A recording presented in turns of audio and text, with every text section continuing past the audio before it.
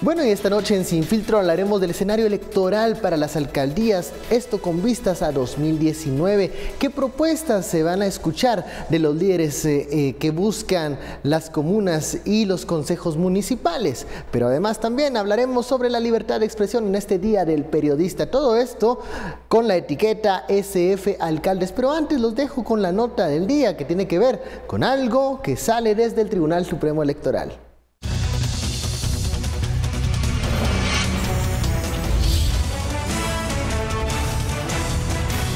Para el registro de ciudadanos, algunas publicaciones en Facebook de Roberto Arzú son catalogadas como promoción de su nombre e imagen de cara a las elecciones generales de 2019. Por ello, Leopoldo Guerra, director del registro de ciudadanos, emitió la primera advertencia, invocando una violación al artículo 94 bis de la ley electoral, con lo que Arzú debería abstenerse de continuar con la publicidad. De no obedecer a la llamada de atención, sería inhabilitado para postularse como candidato. De algunas páginas del señor Arzú, donde en su perfil sí a criterio de la inspección está haciendo algunas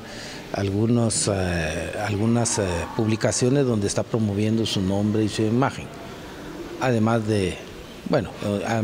aparece publicada su familia y su difunto padre.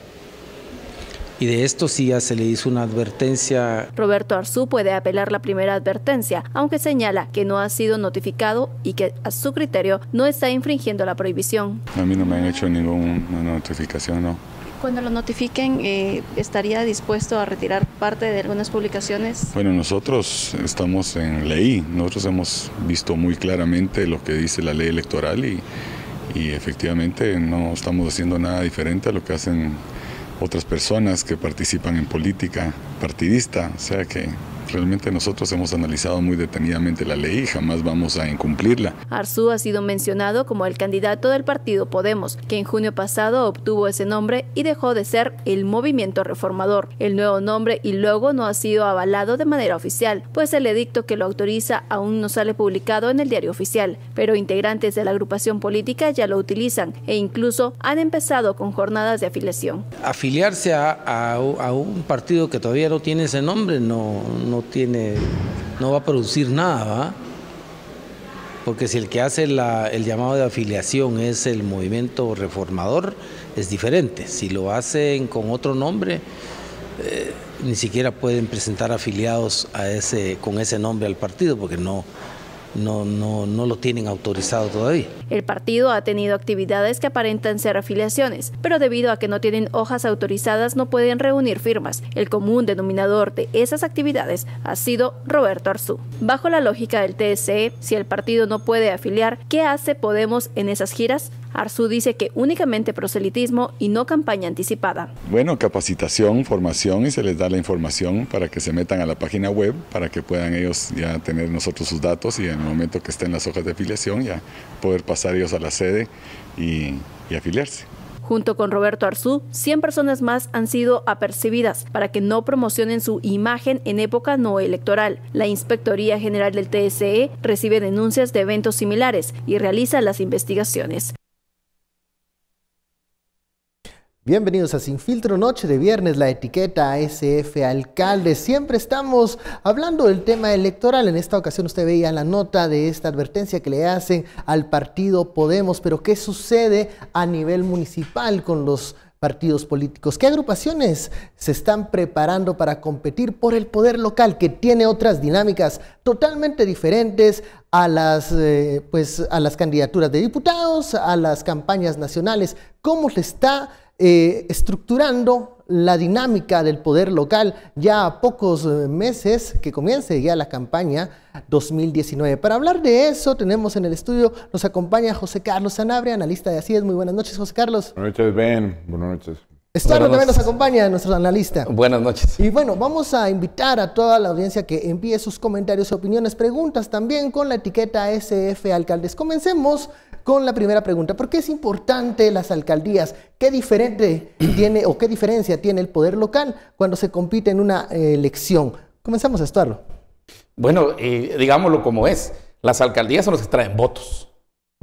Los diputados no traen ni un voto. digamos de una vez, y eso yo sé que todos los políticos que me están escuchando, ustedes saben que los diputados sirven después, sirven en el Congreso, porque las comisiones, por el presupuesto, por ciertas leyes, también por aún por los consejos, ¿verdad?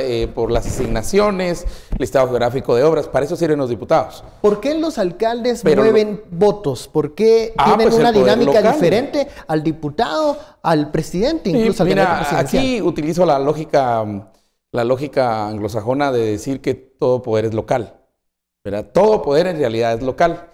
Y el alcalde es el que más...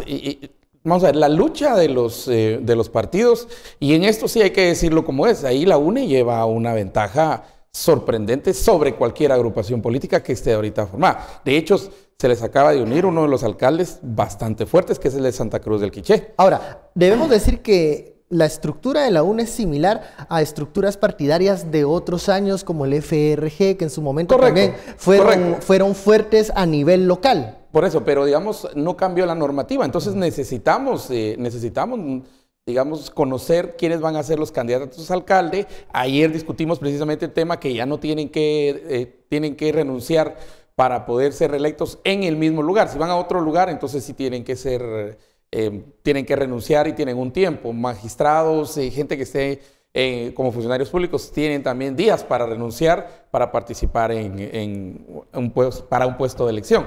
Pero regresemos a los alcaldes. Los alcaldes no solamente tienen eso, los alcaldes también tienen una fuerza enorme en los consejos de desarrollo. Nuestro sistema, ese sistema de descentralización a través de consejos de desarrollo, también tiene presencia en el Infom, ¿verdad? En términos de financiamiento, en la NAM. Entonces, los partidos políticos sí deben aspirar a tener alcalde. Una cosa es salir y juntar gente en un lugar, otra cosa es tener al alcalde del lugar. Y yo creo que esa actividad de las alcaldías es muy importante y creo que cada vez vamos a ver más y más que alcaldes se están uniendo a diferentes partidos. De hecho, por eso es que cada vez que se une un alcalde a un partido, casi que queman luces y hay bombas y todo, y hay cohetes, porque es más voto el que gana, el que está asegurando un partido para las elecciones. Ahora, José Carlos, ¿qué características, peculiaridades tiene el poder local y esta dinámica que estaremos viendo el próximo año para las elecciones generales? Bueno, en alguna medida sumo algunos elementos de los que Estuardo ya había mencionado. Principalmente las dinámicas locales se caracterizan por, en principio recordemos que es de alguna manera la institucionalidad más cercana. Es decir, cuando vemos al ciudadano y hablamos de los servicios públicos, realmente la municipalidad es el ente público que tiene más cerca. Entonces, por ejemplo, servicios como agua, la recolección de basura, el ornato, es decir, todos estos aspectos son los que vive el día a día el ciudadano. Entonces, el alcalde está primero en el ojo del huracán y está muchísimo más cercano. Entonces, por un lado, la dinámica del clientelismo. Por otro lado, la dinámica de la prestación de los servicios públicos, ¿no? Porque son servicios públicos directos. Y por otro lado, creo que también en términos electorales hay tal vez una característica no tan positiva, pero que también hay que tener presente, es que son en este tipo de elecciones en donde se ha reportado la violencia electoral. La violencia electoral desde 1985 para la fecha no ha prevalecido en la elección presidencial, además del caso de Jorge Carpio Nicol. Esto después a nivel de diputados son 2, 3 casos, pero en donde mayor nivel de violencia electoral en términos, por ejemplo, de asesinatos de candidatos, recordemos la elección pasada en San José Pinula fue uno de los ejemplos que recordamos. Y cuando también uno revisa los casos específicos que se dan de quemas de urnas, de toma de centros de votación, de toda la violencia electoral a nivel local, de alguna manera está asociada con la elección de los alcaldes. Entonces, es una es una elección importantísima, una elección determinante, una elección que se juega en ese espacio como de clientelismo político, de estructuras partidarias, porque la lógica es bien interesante, porque acá los partidos nacionales que quieren ser electoralmente efectivos, lo que van a buscar es... Buscan apoyos locales. Sí, pero van a la cacería de esos apoyos locales. Correcto. Entonces, lo que hizo el FRG... No les importa mucho cuál es el antecedente del líder local, sino que qué resultado les va a dar el día de la elección. Pero, José Carlos, hemos visto que también el poder local cuesta romperlo. O sea, cuando ya existe una red de un alcalde, este se vuelve a reelegir varias veces, o como ha pasado en algunos municipios, muchas veces se comparten la alternancia en la alcaldía de los mismos grupos. ¿Por qué el poder local pareciera que está acaparado por un cacique o dos, no más? Lo que sucede es que, si lo vemos desde la perspectiva de la implementación de las políticas públicas, estas maquinarias están aceitadas a través de clientelismo político y de corrupción.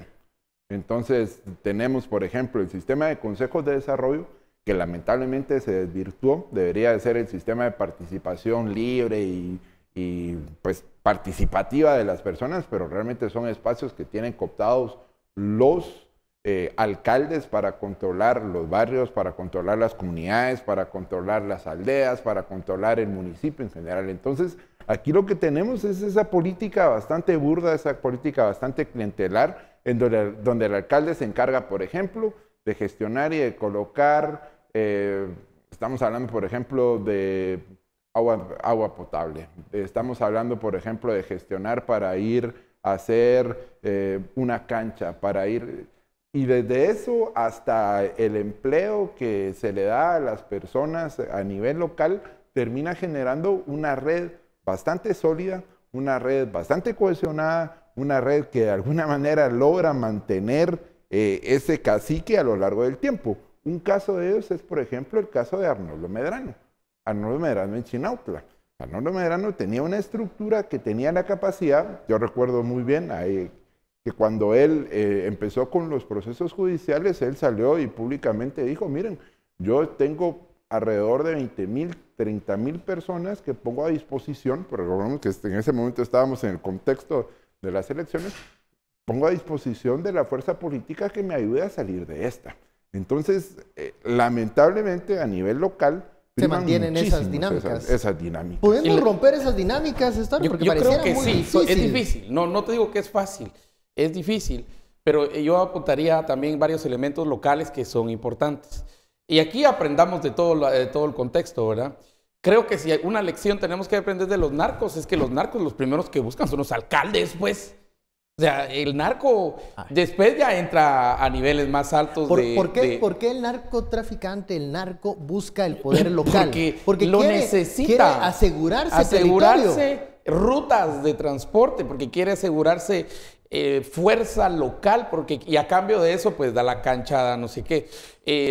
Si recordamos allá en la frontera San Marcos con México, la vez pasada que agarraron a un narcotraficante y salió todo el pueblo a pedir que no se llevaran al narcotraficante. ¿Por qué pareciera que ese apoyo que recibe muchas veces el poder local del crimen organizado es defendido por los pobladores? Porque muchas veces les ha dado resultado ese poder local cooptado. Mira, nosotros tenemos un sistema centralizado, entonces entre más te separas del centro, menos presencia del Estado hay, menos presencia del Ministerio Público, con 15%, menos protección, 15% menos de protección, menos educación, público. menos salud. Menos salud. Educación, ni se diga. Si llega el maestro, bueno, y si no, también. Igual va a recibir sus 2.500 quetzales que le van a dar ahorita de bono.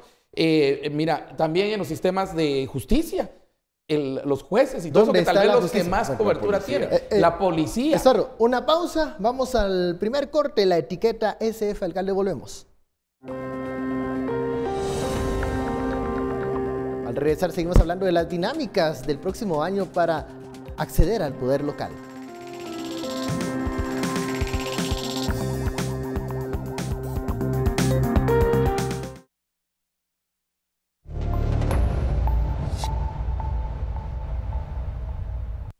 Regresamos a Sin Filtro, la etiqueta de la noche, SF Alcaldes. Estamos hablando de la dinámica del poder local y cómo se va a ver esto reflejado en las elecciones de 2019. Decías, Estuardo, hablabas un poco de cómo el crimen organizado ha logrado o busca, entre sus principales intereses, acceder al poder local para asegurarse territorio y protección, sobre todo en aquellos espacios en donde la presencia del Estado es escasa. Sí, es escasa, pero mira, uno diría, bueno, eso es el centro y para allá.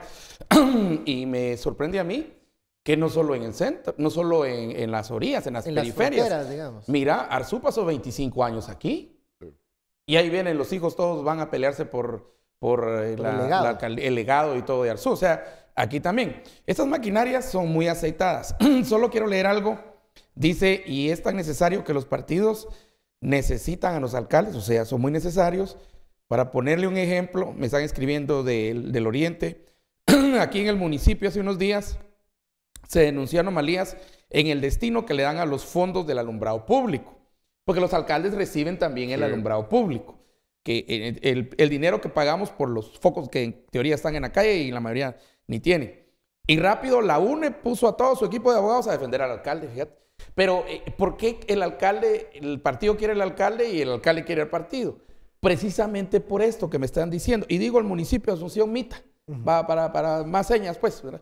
Porque el alcalde le da votos y el partido también le trae protección al alcalde. Es un gana-gana, muchas veces. Es un ganar clientelar y es un ganar también yo no dijera ni vos decís compadrazgo y todo el cacicazgo que sea ahí. Yo creo que es más caporalismo.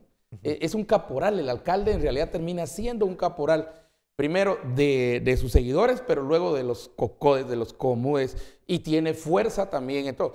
Entonces, lo que ha pasado con el sistema descentralizado que hablabas era que ya la corrupción permeó hasta los cocodes, porque los cocodes tienen que decir qué empresa va a desarrollar qué cosa, pero los cocodes son preparados y los comudes y todo eso en los consejos de desarrollo, en los codedes y todo eso hasta arriba, a un nivel de... Y entonces ahí creo que es donde desvirtuó la participación local y la fuerza que debería tener y presencia y defensa que el alcalde debería tener en una institución descentralizada. ¿Cómo están los contrapesos en el poder local? Porque lo que mencionas, Stuart, el hecho de los cocodes, el modelo descentralizado buscaba que desde la base se recolectaran las ideas de las necesidades más urgentes de la población y que de ahí hacia arriba pasaran a otros niveles y se iban gestionando aquellas obras que eran prioritarias para las comunidades. Pero ¿qué pasa en el contrapeso de poderes en lo local? ¿Qué sucede con el gobernador, el alcalde, los cocodes? ¿También se desvirtuó todo eso? ¿Y el Consejo Municipal dónde lo deja? El Consejo Municipal que también. no es del alcalde todo. ¿Qué está pasando con eso? De hecho, empecemos por diseño electoral. Regularmente el alcalde tiene mayoría en el consejo, en la corporación municipal. Esto, de alguna manera, es un efecto, llamemos, intencionado y pensado desde los diseñadores electorales para darle la posibilidad al alcalde que no lo bloquearan, que no lo tuvieran. Contrapesos en los consejos municipales son muy es que son pocos. Livianos. Y de hecho lo que sucede en muchos de los municipios es que, por ejemplo, imaginémonos una corporación municipal de 9 concejales. Ajá. Llega el alcalde tuvo 5 y tiene 4 de oposición. A los 6 meses del ejercicio del alcalde, nos damos cuenta que 2 de esos que estaban en oposición se pasaron al oficialismo, lado del ¿verdad? Alcalde. Por diversas razones y por beneficios, es decir, ahí hay múltiples razones para eso. Entonces, al final, la corporación municipal, que debería de ser el primer espacio de balance del ejercicio del alcalde, pues no lo termina haciendo. Y otros actores a nivel local y departamental, como son los cocodes, como son los comudes, que tampoco terminan siendo espacios de contrapeso para el ejercicio del alcalde. Incluso, como lo indicaba hace un rato, estos espacios terminan siendo cooptados en muchos de los municipios por la estructura oficialista de la municipalidad. Y también hay que tener un elemento que hay alcaldes que, llamémoslo de alguna manera, son tan exitosos que su poder de influencia no solo se limita al municipio, va más sino allá. Tejen una red de municipios a veces en el departamento, y ahí se han dado casos otros que no respetan ni siquiera las fronteras de los departamentos. Esto asociado con gobernadores, con diputados y consejos de desarrollo. Y consejos de desarrollo, porque al final de cuentas uno de los intereses es cómo se reparten los proyectos y el dinero que llegan pues a los consejos departamentales. ¿Qué opinan ustedes de la temporalidad de la permanencia de los alcaldes en el poder? Algunos señalan que el hecho que se reelijan hace que tengan estas estructuras muy bien diseñadas y aceitadas que hacen que el incentivo negativo predomine para estas prácticas malsanas del poder. ¿Es la reelección uno de los elementos que ayuda a que los alcaldes tengan ese poder local tan extendido? Mira, yo creo que tenemos los dos casos en Guatemala. O sea, tenemos alcaldes que Arzú, por ejemplo, 25 años, ¿verdad? O la administración de Arzú. 25 años, pero tenemos, yo voy a mi pueblo Chimaltenango, ahí cambiamos cada 4, ¿verdad? Y entra y juega mucho comités cívicos. Lástima que el sistema de comités cívicos no ha sido fortalecido en Guatemala. Y al contrario, cada vez le quitan más las salas al comité cívico, porque el comité cívico desaparece a las 12 de la noche el día de las elecciones. Entonces, el comité cívico, creo yo he propuesto que tenga aún la opción de presentar candidatos a diputados. Vamos a ver cómo le va a los de los partidos, pero con voto nominal, no con el voto en fila como tenemos ahora. Y el otro gran tema es que la permanencia depende del financiamiento. El financiamiento es, a más financiamiento, es obvio que quien está en el poder va a lograr más que quienes intentan competir con quien está en el poder. De hecho, ahorita me están diciendo de un caso muy interesante aquí en una colonia, en la zona 21 de Eureka, creo que se llama, y cuando llegó la MUNI hubo un problema, la gente se opuso porque iban a hacer un tecnológico municipal, Munitex creo que se llama, y al final terminaron haciéndolo, ¿verdad? De tanta conciliación y todo eso. Pero ahí está que el proyecto se quedó así tirado.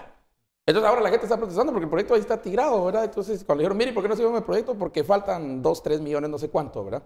Y entonces la gente se queda pensando, pero si tanto lío, hubo oposición, llegamos a un acuerdo que lo iban a hacer y todo eso. Entonces también creo que los alcaldes tienen que pensar en financiamiento. Y este es un caso ahorita en la zona 21, aquí también me lo presentaron en la radio. Y yo creo que los financiamientos son los que tenemos que observar muchísimo durante Entonces, tenemos los dos casos. Algunos que repiten hasta 25 años, ¿verdad? Y otros que hay cambio. El reporte Petén, que es este reporte de 2011, que estudia las redes precisamente de alcaldes, porque empieza, digamos, cómo la alianza en el Congreso, Balizón y Barquín, cuando estaban en el Congreso, bueno, Barquín ya murió y Balizón está preso, y un alcalde apellido Tezucún, ¿verdad? Llegaban y tenías razón, porque el reporte explica cómo 640 millones de quetzales del Congreso eran distribuidos entre las alcaldías. Entonces llegaba uno, salía el poder desde Petén, ya no desde aquí, desde el Congreso, y abarcaba y llegaba hasta alcaldes de San Marcos, se atravesaba todo Guate, pasaba por todos los que quisieran unirse. Hay que ponerle ojo al financiamiento local. Exactamente, porque... ¿De dónde está viniendo el financiamiento? Pero también el financiamiento de nuestros impuestos. Digamos, ¿de dónde está saliendo el dinero? El listado geográfico de obras. Exacto, el listado geográfico de obras, esa es la clave. Si la verdadera línea, yo lo he dicho un montón de veces, está la SAT, y hay línea 1, línea 2, que la R aquí, que está preso. No sé. Miren, la verdadera línea en realidad es el listado geográfico de obras. No sé, creo que 13,000 millones es en este presupuesto. Esa es la verdadera línea y eso es lo que busca. ¿Que los narcos quieren el listado geográfico de obras? No, ese no es el objetivo de ellos, pero es otra forma de financiamiento. Y nosotros tenemos un montón de alcaldes que estaban huyendo y otros, el caso de Quetzaltenango es uno de los casos clásicos que mencionabas, mencionabas corrupción. Sí. Bueno, ahí está Mito Barrientos y toda su gente. Casos pendientes, y todos los casos pendientes. Su red familiar, su red política. Y compraba fiscales, porque hasta el fiscal ahí le dieron 400,000 para que le pasara la información de cómo iba la investigación acerca de ellos y la familia. Entonces, miren, los alcaldes tienen mucha fuerza y mucho poder. Precisamente por eso es que tenemos que tenerlos más amarrados y tenemos que tenerlos más cerca y más controlados. Y lamentablemente, por ejemplo, las campañas a candidatos a alcaldes carecen, es decir, está completamente ausente una perspectiva de debate de planificación, por ejemplo, territorial. Sí. Es decir, cuando uno revisa las características de las candidaturas a nivel los proyectos, alcaldes, los planes que presentan los alcaldes. Sí, hay una discusión de proyectos, hay discusión de cómo generar, por ejemplo, servicios públicos a través de mancomunidades, aplicando economías de escala, porque al final no es que, por ejemplo, para una planta de tratamiento puede ser excesivamente costosa para un municipio, pero si son 3 o 4 municipios que la compran en conjunto y diseñan un sistema de gestión de recursos bastante eficientes, pues puede darse una mancomunidad alrededor, que esa es otra de las cosas interesantes también, que lo da el Código Municipal, que se han dado algunos casos exitosos, incluso bastante positivos, algunas mancomunidades. Pero lo que voy es que, lamentablemente, en las campañas electorales, los alcaldes no son aquellos gestores de servicios públicos locales, aquellos servicios, porque al final el alcalde, como decía al inicio, el alcalde es el que nos va a resolver el día a día. Sí, pero el alcalde no quiere Mira, el alcalde quiere cosas que se miren, babosadas, así grandotas, elefantes grandes. Teleférico. Sí. Teleférico. Sí, esas cosas, florecitas y jardincitos y esas babosadas. Lo que no se mira, que es lo estructural, lo que... Pero ahí es la responsabilidad eso del es lo que vecino, realmente Estuardo. importa, los A ver, sistemas de agua. Estuardo. Agua, de drenaje, basura. de luz, de Porque te deshaces de basura. tu basura, yo me deshago de mi basura, vos te deshaces de tu Pero- basura, usted se deshace de su basura. Pero tres temas. ¿Pero dónde la tres tiramos? temas que afectan. Aquí en la zona 3, pues aquí cerquita. Va, que tres temas que Y afectan de a hecho los aquí vecinos. cerquita. Sí, Por fíjate. ejemplo, agua, el tratamiento de la basura, Transporte. el tráfico, el transporte. Ordenamiento.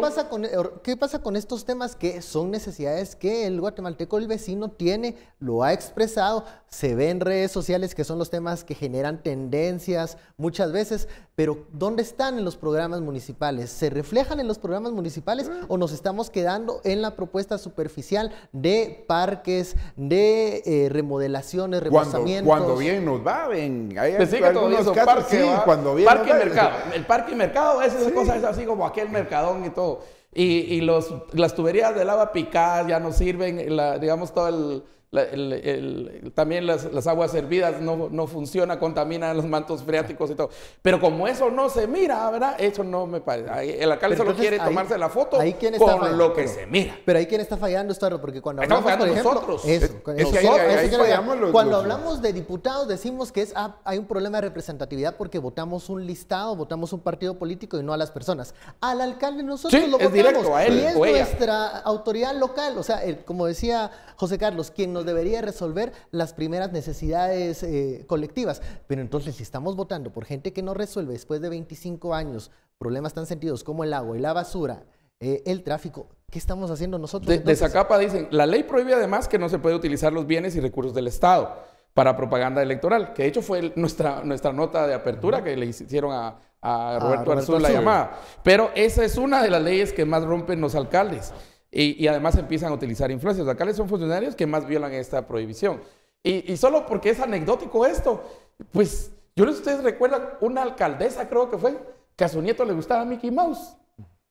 Y se construyó un tremendo Mickey Mouse como de 5 metros en el parque, del municipio. A ver, los de Oriente, ustedes saben bien una alcaldesa que tenía. Entonces, eso no, pero la culpa, el peso y la carga de estar nosotros, guardianes de nuestro IUCI, de las tasas municipales, de la basura, es nuestro, porque eso nos afecta a nosotros todos los días. Y además las alcaldías también tienen roles que muchas veces, qué bueno que lo hacen, y hay que ver el otro lado, pagan maestros. Yo conozco muchas alcaldías que pagan maestros, le pagan al enfermero para que vaya a cuidar el centro de salud, porque el Ministerio de Salud no llega, pues. Entonces, también hay otros roles. Y hay alcaldías que tienen problemas financieros muy fuertes. Todas están quebradas. Todas están quebradas. tienen Sí, problemas. todo está quebrado. Bueno, vamos a la pausa, aquí todo está quebrado. Vamos a la pausa, regresamos la etiqueta. Se quebró. SF Alcaldes, volvemos.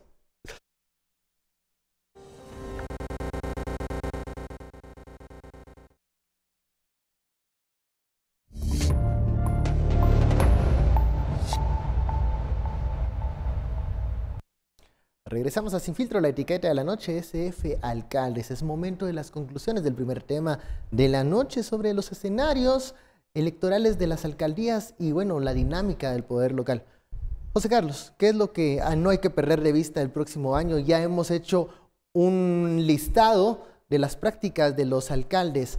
¿Qué esperamos para 2019? Yo creo que y esperaría que a nivel local sigan fortaleciendo y sigan ejerciendo muchísima presión sobre los candidatos, principalmente alcaldes, organizaciones que exijan que la discusión se dé sobre qué planes concretos, viables y realistas van a tener los alcaldes para solucionarles los problemas a todos los ciudadanos. Aprovechemos el próximo proceso electoral para sentar a los alcaldes y exigir planes, por ejemplo, territoriales de desarrollo, para exigir planes para el manejo y la gestión de los recursos a nivel local, para el tránsito, por ejemplo, los que vivimos en el área metropolitana, porque ya no solo es el municipio de Guatemala, sino son el municipio de Guatemala y los municipios aledaños.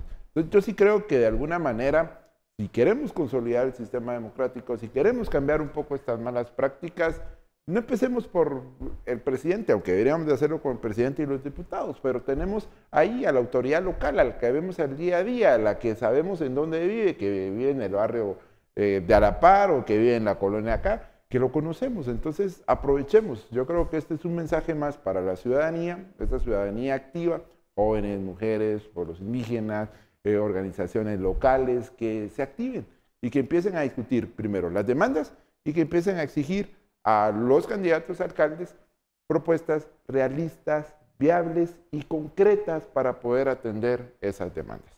Conclusiones, Estuardo, sobre el poder local y el escenario electoral 2019 para las alcaldías. Ya te estás riendo. ¿Qué esperas el próximo año? Decilo, Estuardo. Vale. Es que, mira, yo esperaría mucho, pero no de los alcaldes.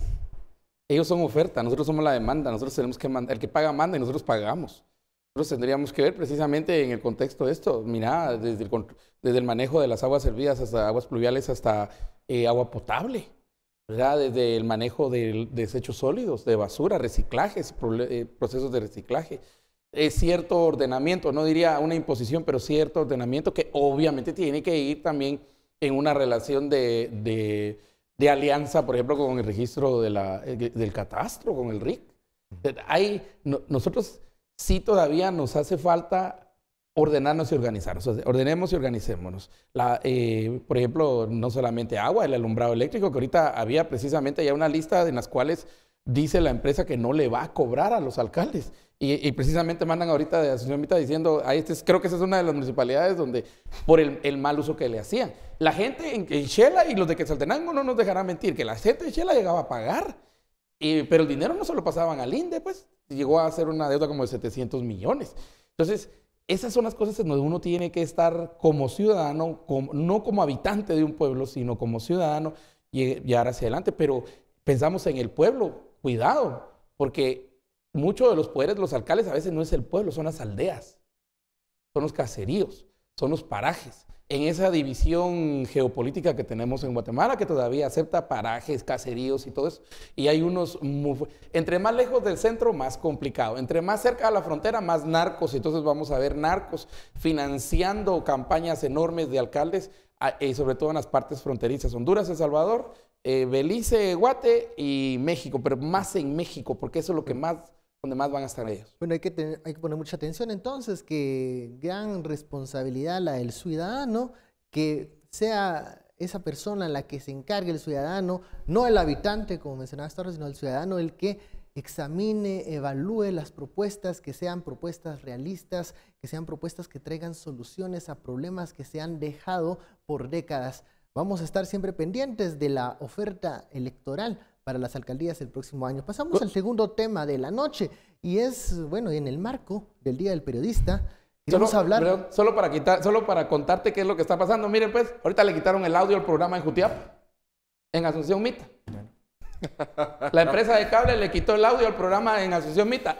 Y eso estoy seguro que el alcalde fue el que llamó y dijo, quítenle el audio a eso. No, que llamó el alcalde, es el dueño seguramente. Sí, el dueño que quiere quedar bien con el alcalde. Para usted que quiere seguir pendiente te estamos viendo. Te estamos viendo en la transmisión de Facebook Live. Ahí nosotros estamos pendientes por si tratan de quitarle la señal de cable. Así que la información siempre va a llegar. Vamos al segundo tema de la noche. Y es hablando del Día del Periodista, bueno, que nos bloquean allá por ¿dónde era San? Mita, Jutiapa, bueno, Mita, bueno. Zacapa y todo. Pasemos a reflexionar sobre la libertad de expresión. Ay, no. Un tema que muchas veces se reserva para los periodistas, pero creo que la libertad de expresión, fiscalizar, evaluar, pedirle cuentas a los funcionarios es un derecho de todos los ciudadanos.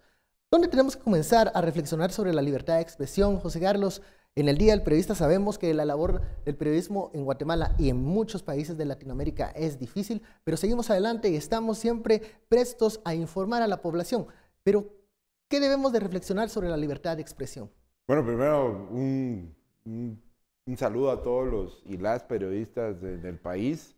Realmente son constructores de democracia. Yo veo a los periodistas como constructores de democracia, personas que están, aquellos periodistas comprometidos, por supuesto, porque hay de otro tipo que no necesariamente construyen, pero en su gran mayoría, no solo de acá de Guatevisión, que abre estos espacios de discusión, sino en otros medios.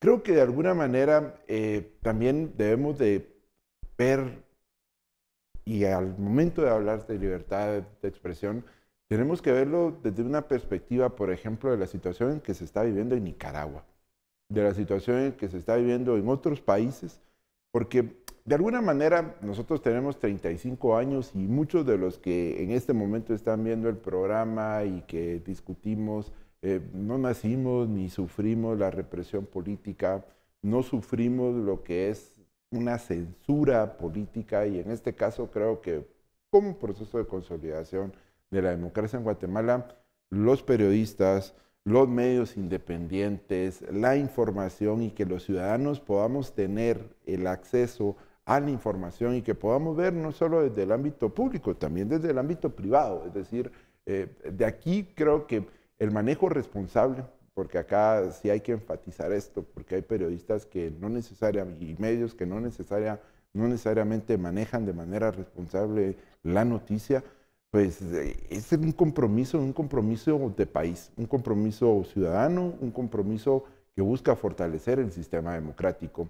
Y lo que sí hay que ver es que la amenaza a la libertad de expresión es una amenaza que, a pesar de que no vivimos en esos regímenes autoritarios de hace 40 años, está presente. Es una amenaza que no solo tiene Guatemala, sino que compartimos muchos países en América Latina y en el mundo. Y también hay que hacer ver que estas amenazas, en alguna medida, cuando lo vemos, por ejemplo, en dinámicas locales, los periodistas en los departamentos, en municipios, muchísimas veces reciben represión de actores políticos locales que buscan callar a las personas que en este momento están brindando y están diciendo las cosas tal y cuales son. Entonces, yo sí creo que es, desde mi perspectiva, un momento muy importante como país para que reflexionemos hacia dónde queremos llevar la discusión del papel de los medios de comunicación, de los periodistas, no tolerar la censura ni la represión política, porque no podemos regresar al pasado. Mientras dices esto, hace algunos días un grupo de diputados presentaron una iniciativa en donde buscaban evitar ser criticados. La propuesta fue rechazada por la opinión pública y por grandes sectores de la población, pero los diputados no se retractaron. Han presentado o tienen la idea de presentar otra propuesta que sea más dura para quienes critican la labor de los diputados. La llaman pánico social. Entonces, señores, aquí no están hablando de una propuesta en contra de periodistas, están hablando de una propuesta en contra de ciudadanos. Estuardo. Preguntabas originalmente acerca de la libertad de expresión. Y entendamos que el 35 no es un artículo para periodistas. O digo, solo para periodistas. Nosotros nos valemos del 35, como todos los ciudadanos, porque es la protección de la libre expresión de cada ciudadana, de cada ciudadano.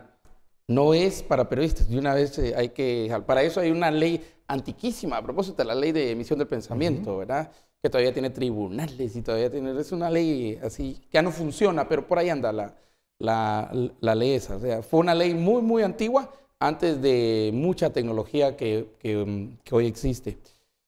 Y vos tenés unos 20 años de periodismo, por ahí. 12 años de ejercicio periodístico. 12 años de... 20 de edad, entonces. No, 35, ya haces cuentas ahí. Sí, y yo tengo 33 ya de ejercicio periodístico.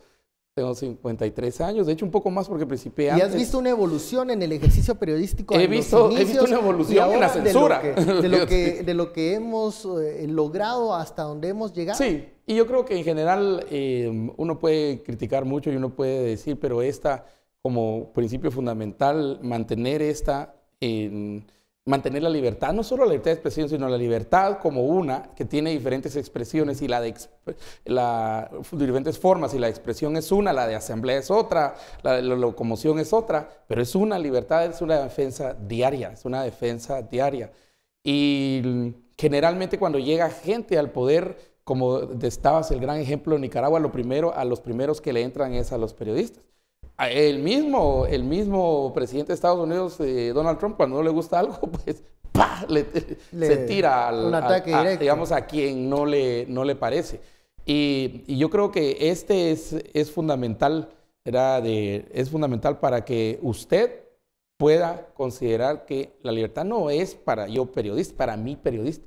La libertad es para usted, ¿verdad? Para usted, su familia y todo. Y recuerde que los funcionarios en su función, ejerciendo eso, pueden ser criticados y eso no puede ser coartado y no puede. Eso es lo que dice el 35.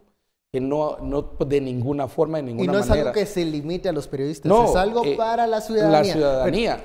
Pero, vamos a una pausa, la etiqueta SF Alcalde, seguimos hablando del papel de los ciudadanos y la libertad de expresión.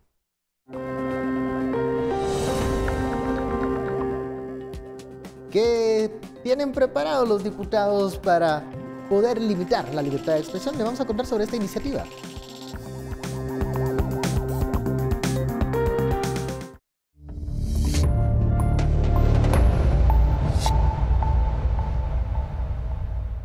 Regresamos a Sin Filtro, la etiqueta de la noche, SF Alcaldes, pero estamos en el segundo tema del programa y es la libertad de expresión también, como es un derecho que tiene que ejercer la ciudadanía y qué pasa cuando hay intentos por limitar esto, que no solo afecta a periodistas, sino también a los ciudadanos.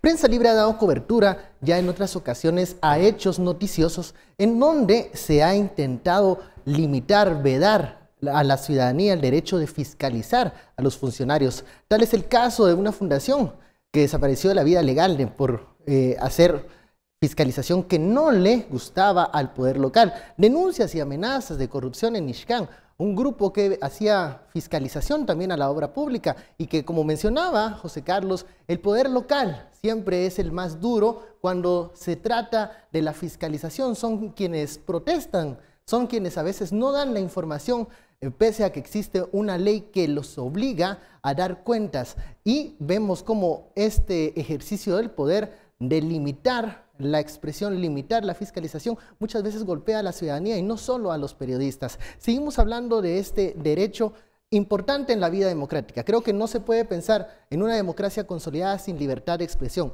Nos guste o no, le guste o no al funcionario de turno, José Carlos.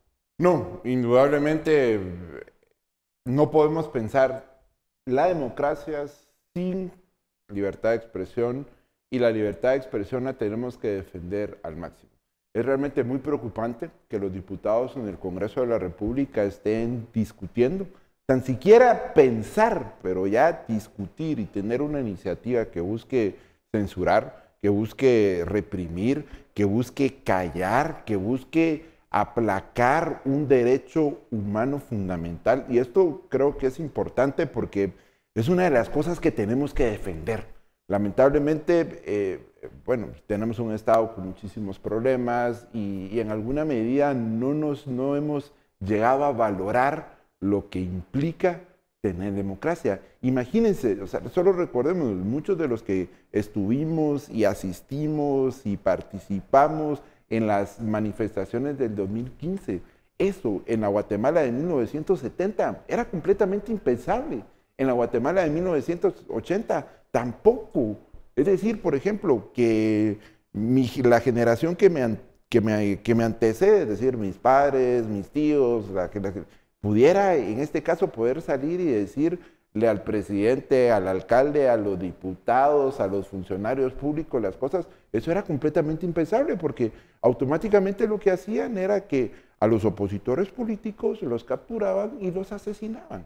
Y eso sucedía también con los periodistas, es decir, los periodistas o los medios de comunicación son los canales a través de los cuales nosotros nos informamos y cumplen un papel importante para la democracia, pero también, si lo vemos desde una perspectiva macro, lo que debemos de cuidar es la libertad de expresión, ese artículo 35 de la Constitución, pero no solo para los periodistas, sino para todos los ciudadanos. Y es muy lamentable, insisto, que diputados estén discutiendo ese tipo de iniciativas en el Congreso de la República. No debemos de permitir, bajo ningún punto de vista, debemos de retroceder un solo paso en todos los logros. Si ustedes quieren ver, formales, sistémicos, pero al final del día no es formal. Es decir, la Guatemala, la capacidad que tenemos para expresarnos hoy en la Guatemala del 2018 es muchísimo más libre a la que teníamos en 1985. Pero has mencionado algo, José Carlos, que son los intentos siempre presentes, a veces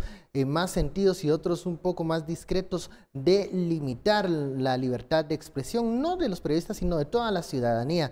¿Qué podemos responder hacia esos intentos que muchas veces nos parecen inconstitucionales, inviables, pero que están ahí? Y creo que el solo hecho de que alguien los lance, los proponga, ya es una advertencia. Bueno, siempre van a estar ahí, siempre.